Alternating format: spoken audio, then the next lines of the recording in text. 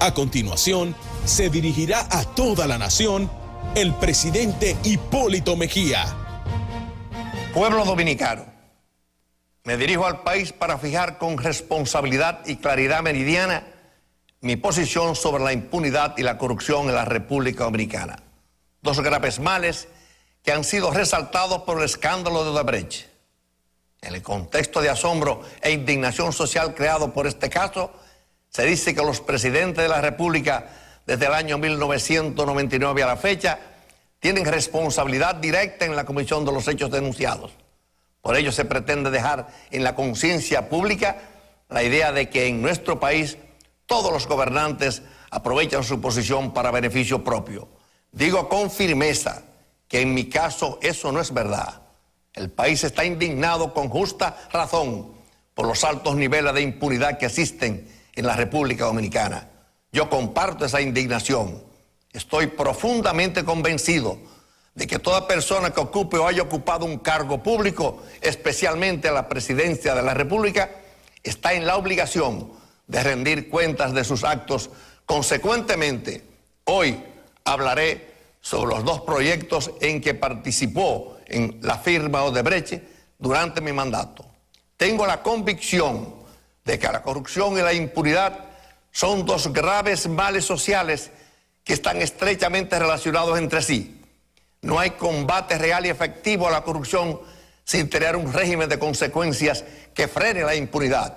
En primer lugar, la corrupción no solo hace daño a las instituciones y a las leyes, sino que también corrompe el alma de los pueblos. En segundo lugar, la corrupción corrompe y daña los sistemas políticos de nuestras naciones. ¿Cuáles son las consecuencias de la impunidad? Tenemos que convenir que la impunidad estimula la corrupción, distrae fondos públicos que deberían ser invertidos en mejorar la calidad de vida de la gente, distorsiona la competitividad de la economía y de manera particular contribuye a perpetuar la pobreza y la exclusión social. Debemos destacar que la corrupción y la impunidad son un pésimo ejemplo para las generaciones jóvenes.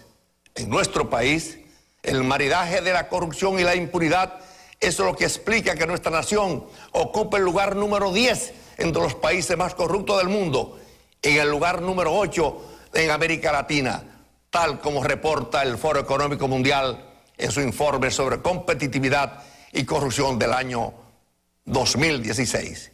En el país hay un largo rosario de casos de corrupción que han sido soslayados para proteger a funcionarios de los gobiernos del Partido de la Liberación Dominicana que han cometido actos dolosos. Lo cierto, señoras y señores, es que bajo los gobiernos del PLD, una parte importante del patrimonio público fue dilapidada en perjuicio del pueblo dominicano. Esos actos de corrupción han sido cubiertos por un manto de impunidad mediante el control de la justicia para asegurar el blindaje de los funcionarios corruptos. La primera cuenta de ese rosario de corrupción fue la ley de capitalización de la empresa pública, promulgada durante el periodo de gobierno 1996-2000. Recuerdo con nostalgia, como muchos de ustedes, exactamente igual, las famosas 3C, es decir, el Consejo Estatal del Azúcar CEA, la Corporación Dominicana de Electricidad CDE y la Corporación Dominicana de Empresas Estatales CORDE. Esas tres instituciones generaban miles de empleos, aportaban bienes de servicio a la economía y en gran cantidad de divisas, contribuyendo así a la distribución de la riqueza y a la dinamización del conjunto de la economía. Los gobiernos del PLD se encargaron de destruir esas importantes fuentes de riqueza, destruyendo en algunos casos la única fuente de empleo y sembrando así de pobreza y miseria en muchos lugares del país. Eso lo sienten en carne propia los pobladores de San Pedro de Macorís, San Cristóbal, Monte Plata, San Luis, Guerra y otros pueblos del interior del país. En cuanto a la antigua Corporación Dominicana de Electricidad, su privatización en el año 1999 significó la pérdida de un importante patrimonio de la nación a cambio de casi nada. Fruto de esa privatización, Se aumentaron significativamente los subsidios al sector eléctrico, contrario a lo prometido por sus mentores de que los mismos serían eliminados. En cambio, esos subsidios se incrementaron hasta alcanzar un promedio superior a los 600 millones de dólares anuales. Lo que se refiere al Acuerdo de Madrid, firmado durante mi gestión, la realidad es que este acuerdo permitió mitigar el impacto de los altos precios de los combustibles en el costo de la energía servida, al convertir los contratos de corto plazo en otros de mediano plazo. Sobre los acuerdos de compra de energía conocidos como PPA, quiero destacar que durante nuestra gestión no se firmó ningún acuerdo. En cambio, se eliminaron 14 contratos por 810 megavatios firmados por el gobierno anterior. Eso se tradujo en un ahorro de 100 millones de dólares anuales. Como si lo anterior no fuese suficiente, el país ha visto la comisión de numerosos actos de corrupción que no han sido sancionados por los tribunales competentes. Veamos algunos de ellos. La Oficina de Ingenieros Supervisores de Obras del Estado, mejor conocida como OISOE, es un emblema de las anomalías que ocurren en el sector público, ya que allí, según se ha puesto en evidencia, se practica la extorsión, se sobrevalúan las obras y se viola la ley de licitaciones, entre otras. Otro caso lo constituye la compra de varios aviones supertucanos a la empresa brasileña Embraer. Hasta hoy persiste la creencia de que en esa operación hubo sobrevaluaciones y se habían pagado además comisiones por 3,5 millones de dólares. En este caso, habría que analizar si las irregularidades incluyen también la prima de los seguros para esos aviones. El Instituto de Aguas Potables y Alcantarillado INAPA es otra institución donde han ocurrido anomalías. En esa institución, una sola compañía fue beneficiada con 9 contratos, de los cuales 8 fueron suscritos en un solo día. Estos casos de corrupción que acabamos de ver constituyen solo una muestra de lo que ha ocurrido en los gobiernos del PLD, sin que los mismos hayan recibido el castigo que la ley contempla.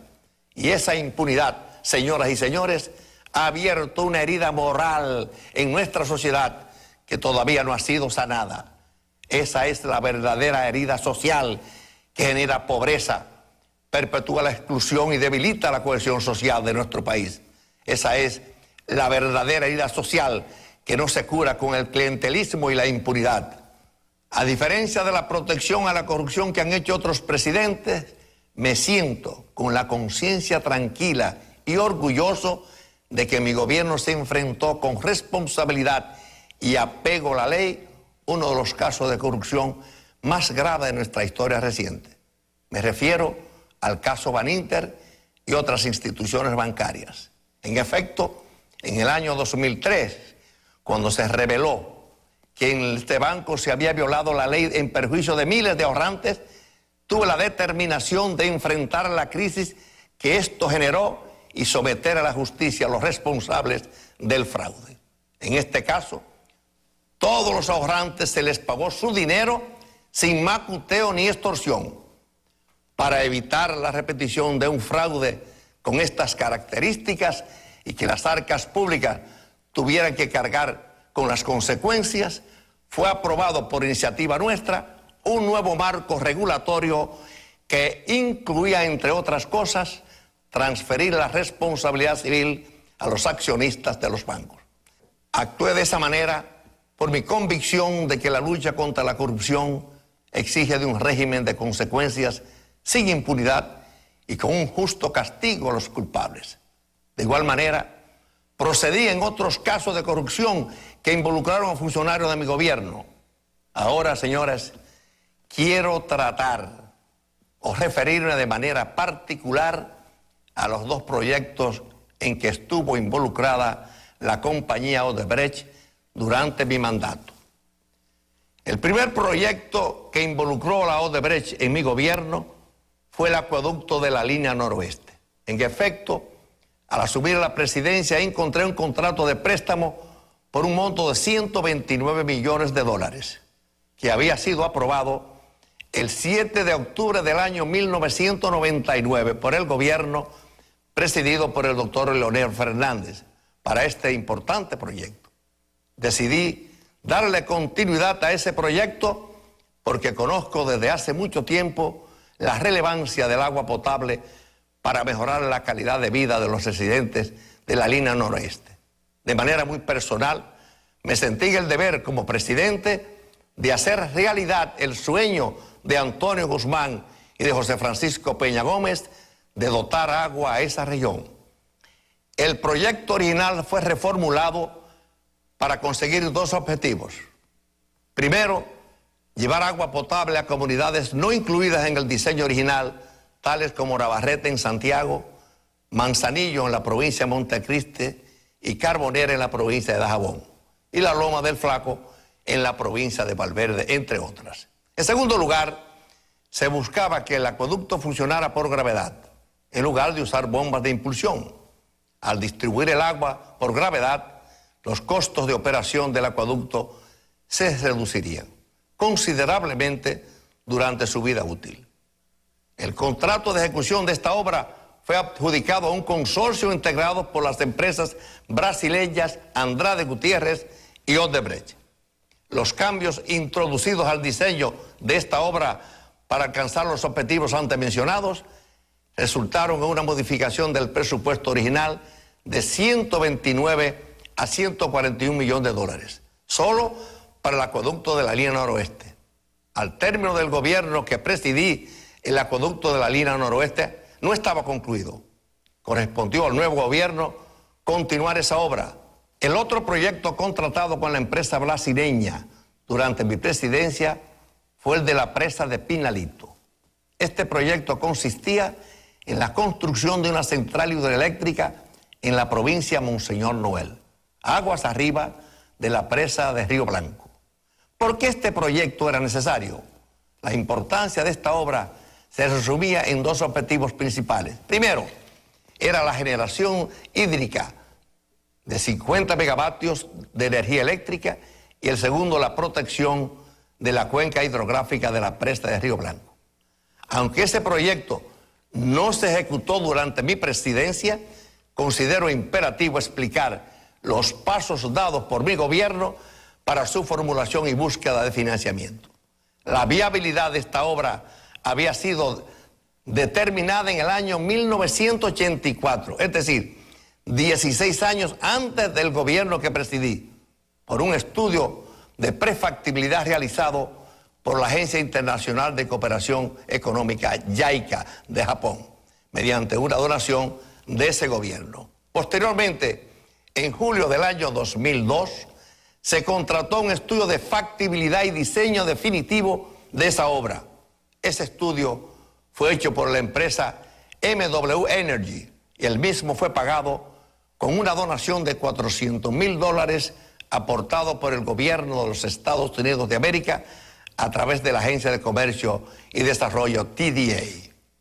Basado en los términos técnicos y financieros de ambos estudios, se hizo una invitación a un conjunto de empresas especializadas en este tipo de obras, a fin de que presentaran sus propuestas.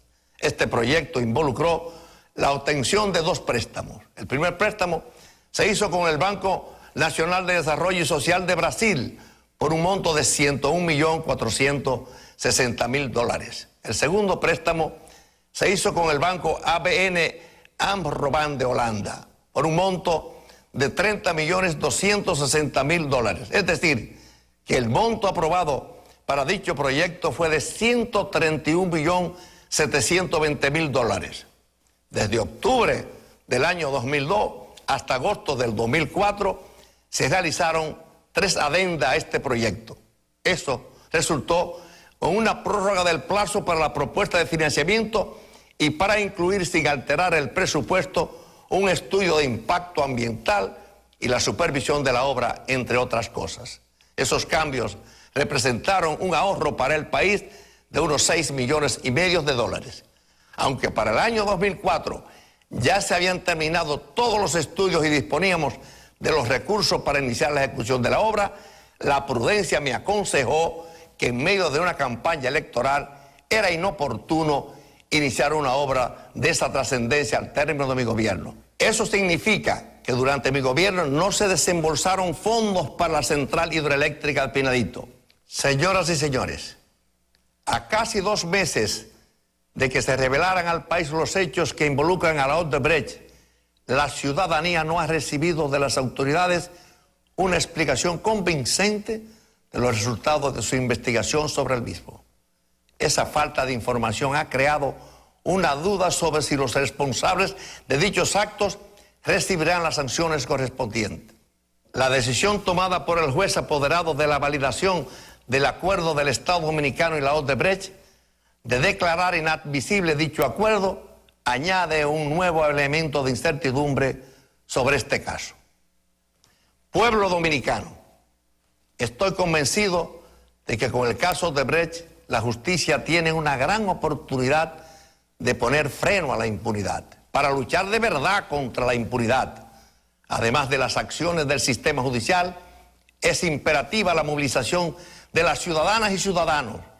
Quiero decir con claridad que doy todo mi apoyo a la movilización constante y pacífica de la ciudadanía, como ocurre en todo el país. Es así como construiremos una mejor República Dominicana. Dominicanas y dominicanos, quiero para finalizar decir con toda firmeza que el caso demanda que no tengo nada que ocultar sobre mi conducta como figura pública. No es la primera vez que de manera irresponsable se ha insinuado que he estado involucrado en actos de corrupción. Se me atribuyó la propiedad de la finca Aguayo, del proyecto de mango de fundación en Baní y de la finca ganadera de Isura en Asua, entre otras. En todos esos casos, el tiempo demostró que tales aseveraciones eran infundadas. Hoy también de manera irresponsable se dice que el caso de Odebrecht podría haber actuado al margen de la ley, la cual también es incierto. La lucha contra la corrupción siempre ha sido parte fundamental de mis posiciones políticas. Para muchos, la causa por la cual no pude alcanzar la victoria en las elecciones del año 2012 fue mi posición intransigente ante ese flagelo y mi actitud de no hacer concesiones a quienes perseguían un pacto de impunidad. Reto a cualquier persona que si puede demostrar de manera cierta y veraz que en el ejercicio de mis funciones públicas o en mis actividades privadas, tanto mi esposa, mi hermana, mis hijos y yo en particular cometimos algún acto de corrupción, estaría en disposición de retirarme de la vida política y entregar mi patrimonio al Estado. Que Dios nos bendiga a todos y a todas. Muchas gracias.